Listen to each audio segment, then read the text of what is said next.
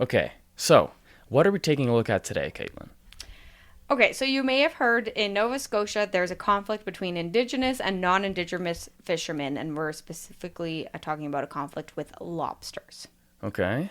Did you know that Canada is the world's largest exporter of lobsters? No, I did not know that. I know, very interesting. I didn't know that either. So I thought that was very interesting. Okay, so I'll tell you a little bit about what we know has happened so far. So on October 13th, about 200 people attacked a lobster storage pound, and they trapped the Mi'kmaq fishermen inside, threw rocks at the buildings, and then 3 days later, the building was burnt to the ground in a suspicious fire. I would say that's very suspicious. Yes, I agree. Only one man was charged, and he was charged for the destruction of a vehicle. As of yet, they didn't have any more information on the fire. Okay. On that same day, Sabeganagadi chief was assaulted, and the man who assaulted him was charged and then released. And then again, in the middle of October, there was a lobster boat that was burnt and destroyed. Belonging to who? Belonging to a Mi'kmaq fisherman. All right. Yep.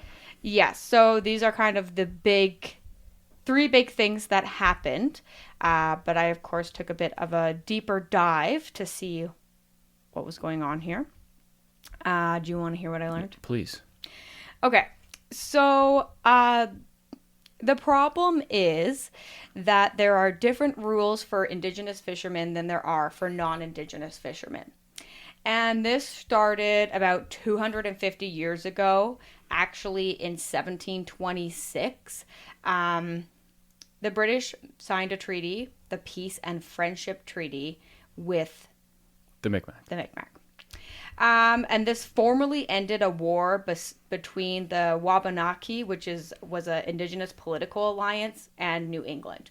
Okay. And part of the reasoning behind the war and this treaty were that the indigenous groups in Eastern Canada were more friendly with the French than they were with the English.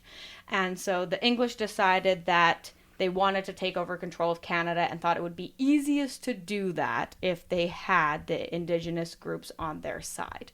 So they made this treaty, and there was subsections added in later years, and I believe it was specifically in 1752 where they added that the First Nations could have free liberty of hunting and fishing. And that was all it said. Free liberty of hunting and fishing. There was no extra rules. There was no explanation of what that meant. Sounds pretty broad. Just free liberty. So, of course, basically after this, between 1752 on, there have been multiple arguments as to what free liberty of hunting and fishing meant. Because normally a fisherman in Eastern Canada, well, in other parts of Canada as well, they only have specific times when they can fish. Only a certain number of licenses are given out. So it has been very confusing for everyone as to which rules the Indigenous fishermen need to adhere to, or if they have no rules that they need to adhere to, and it's never really been said. So in 1999, there was actually a Supreme Court case. It was called R versus Marshall. And in that case, the Mi'kmaq had won a major victory. So Marshall was a Mi'kmaq fisherman, and it was said that he had treaty rights to fish when and where he wanted to without a license. So that was decided in 1999 because of that Supreme Court case. So now we know that the Indigenous fishermen can fish when and where they want without a license. The only rule to this is that they could only fish to make a moderate livelihood and not to make an accumulation of wealth. That seems a bit peculiar as well, actually. Yes. Because what is a moderate livelihood? How can you cap that? If they want to, fish for more lobster and make more money, they should be allowed to. Yes, that's exactly right. And what's the difference between a moderate livelihood and accumulation who decides of that? wealth? There's a huge That's gray problematic. area there. That is problematic. Yeah, and nobody knows who really gets to All decide right. that. Okay. So we had a little bit more clarity in 1999 after the Supreme Court case, but not a lot. So now this is the current issue that we're dealing with, is what is a moderate livelihood? So on September 17th, Sabeg and Nagadi, which is a Mi'kmaq band, made a commercial fishery. And they started it on September 17th because that was actually the 21st anniversary of the 1999 Supreme Court case. And they gave their first license to Randy Sack, who was Marshall's son. So All right. there was some intention behind the start date and a handing out of the license. And they started this in September, and a lot of people were upset because this is in the off season for lobster fishing. But they decided to take it into their own hands. They made their own commercial fishery during the off season. Now, the reason why we have off seasons for lobster fishing is because the lobsters are molting, and it's to prevent over harvesting of And that's a lobsters. big problem. Like with cod, especially, I've heard. Like we've completely overfished the cod on the East Coast as well. So those rules exist for a reason. Yeah, and we want to have something that is sustainable from year Of to course, year. yeah. Like, yes, of course, anyone could go out there. They're and- renewable if you allow them time. Yes, exactly. So that's why Canada has an off season, and it's typically between April and November. But from my research, I learned that changes depending on the specific area or the body of water. So our specific body of water we're talking about is LFA 34, which is Lobster Fishing Area 34. And Lobster Fishing Area 34 allows 979 licenses.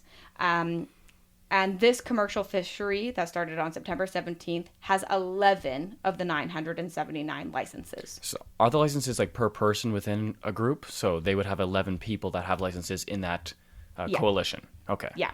So 11 out of 979 is not very many licenses.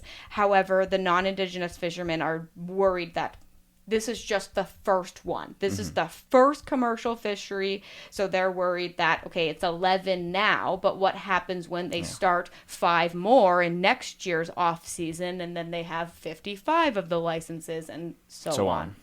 It's just going to grow. Well, in the meantime, the non-indigenous fishermen are not allowed to be fishing at the moment.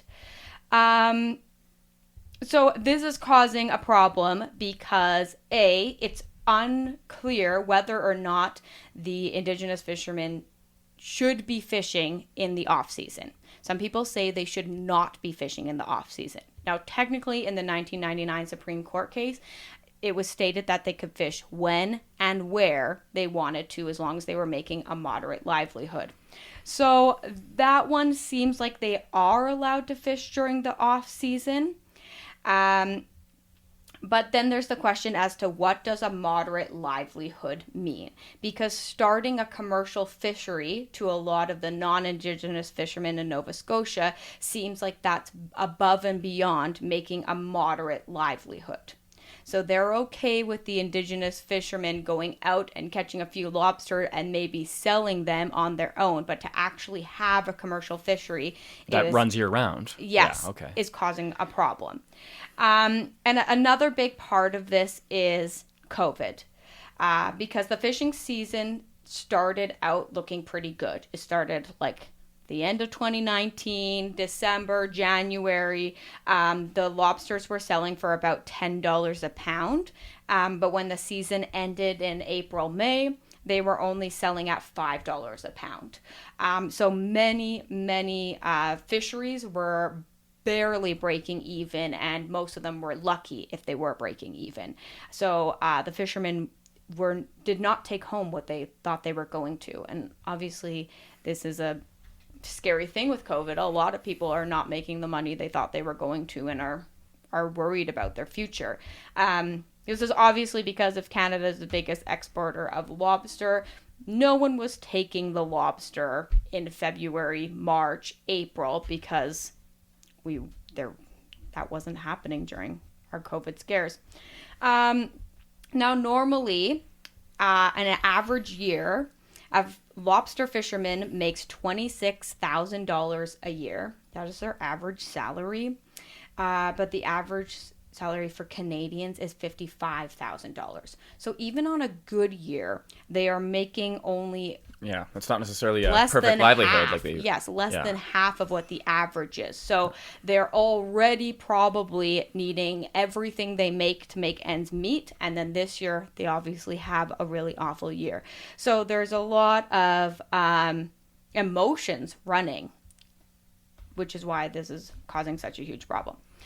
Now, some people have really criticized the RCMP because the RCMP, they did step in when there was the standoff, but there are reports that 911 were called multiple times and that the RCMP took about 2 hours to arrive, specifically when the Mi'kmaq fishermen were 2 hours. trapped inside the pound. Yes, 2 hours. That's basically a hostage situation, and they're arriving in 2 hours. Yes, I would exactly be critical right. of that response time. But other people are noting that the RCMP have also not told the Indigenous fishermen that they need to stop, because they're kind of operating in a gray area of the law, and the RCMP are not taking a side because they haven't told them they need to stop fishing.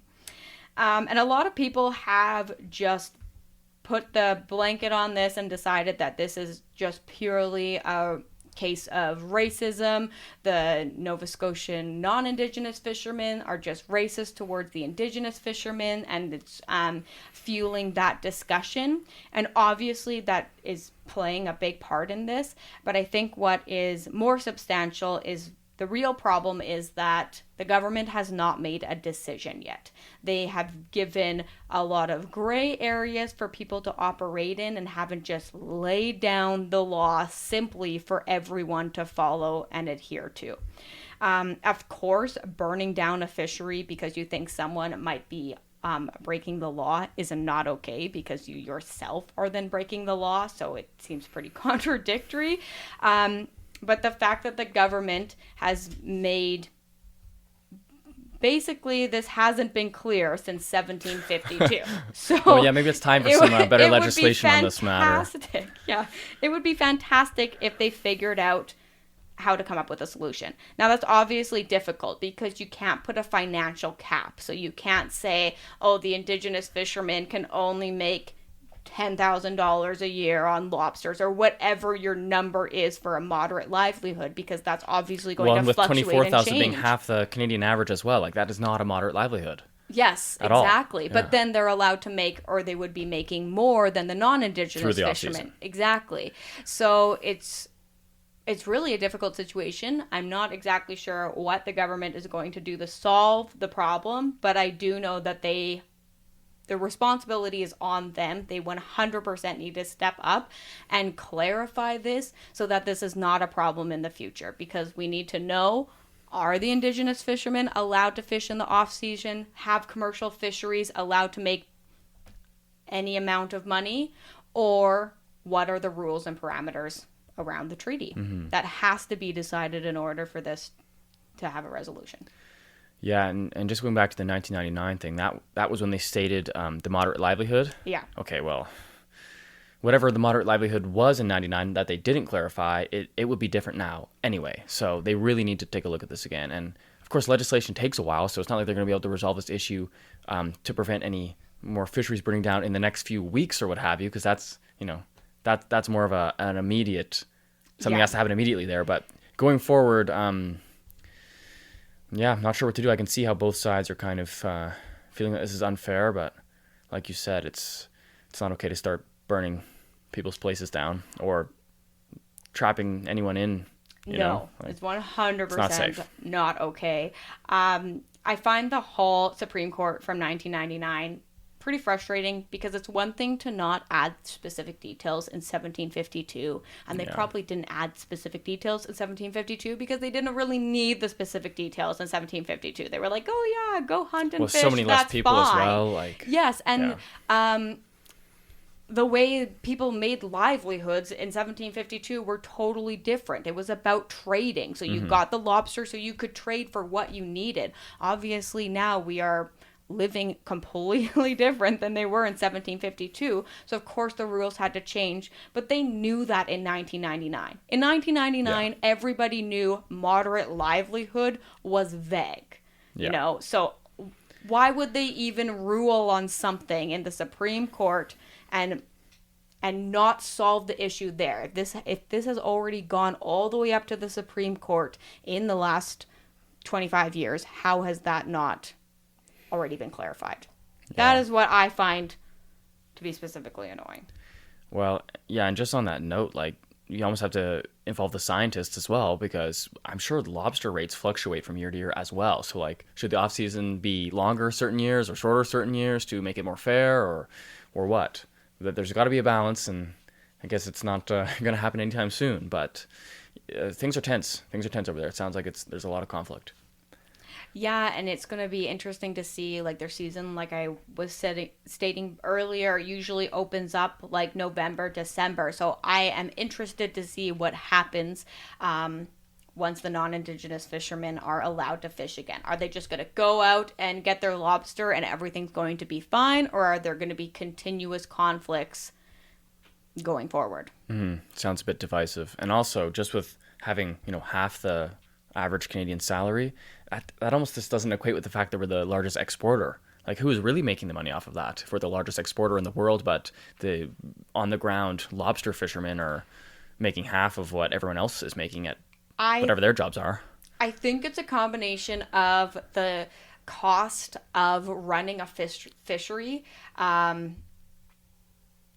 because I was reading that they have to spend a lot of money to get the fishery to even run. They have to invest a lot of money to invest in the boats, to keep the boats running, to have the proper nets. So they're really putting in a lot of money. And I think one of the worst things about the job is that it's always an unknown. Sometimes they go out and they have a bad year, has nothing to do with COVID. They just don't catch very many lobsters that year, or they're not selling as much.